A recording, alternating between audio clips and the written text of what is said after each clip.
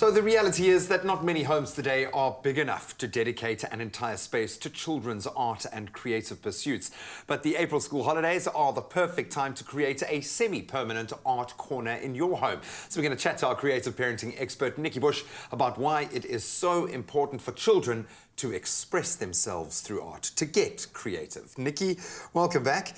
I cannot wait to see those first few pieces of art, or what you've got to call art, and put it up on your fridge, even if it looks completely abstract. But the reality is children are expressing a lot through their art. What are they telling us through their beautiful pieces of art?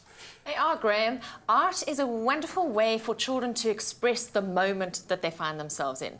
So whatever they're thinking, whatever they're feeling, and it's about actually a kinesthetic expression, because art is actually about movement and the use of media to get your thoughts and feelings out on paper or whatever the actual surface area is at the time. And children get a great deal of satisfaction out of this. Yeah, and I bless parents who keep their children's artwork out, no matter what the perceived standard of it. But the bottom line is there's an emotional attachment there. There is something that you're going to relate to or understand about your child through that. But it's also, there's motor skills that are being developed. There's so much going on so many different levels. So how do we allow them to express this? Where do we create, or how do we go about creating our art corner? Right, so with the school holidays coming up, what's really important is to have the semi-permanent art corner. So we don't just take the paints and the crayons and the pencils out for 15 minutes. Okay. We actually leave it up there for a couple of days. So they can go there when they want to, by their own choice. When they feel like it, when inspiration hits.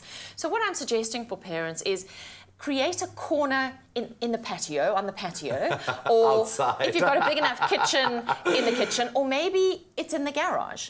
But somewhere, obviously, where you're not going to walk into it and over it all the time. Yeah. So there's a little corner.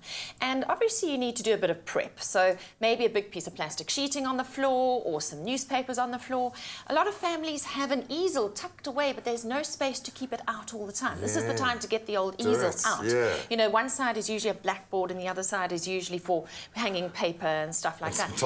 If you don't have that sort of thing, you know, like a sliding patio door, you can get big pieces of paper and press stick them onto that sliding patio door, and there you've got your easel all of a sudden. Then you just put a little table next to it and get out all the media that you've had in boxes, in cupboards, because in cupboards they don't get used. Yeah, for sure. Finger paints, paint pots, liquid paints, we've got tablet paints, crayons and pastels, and all these things need to be age appropriate. So little hands need podgy, thick, big, safer, big crayons, big paintbrushes.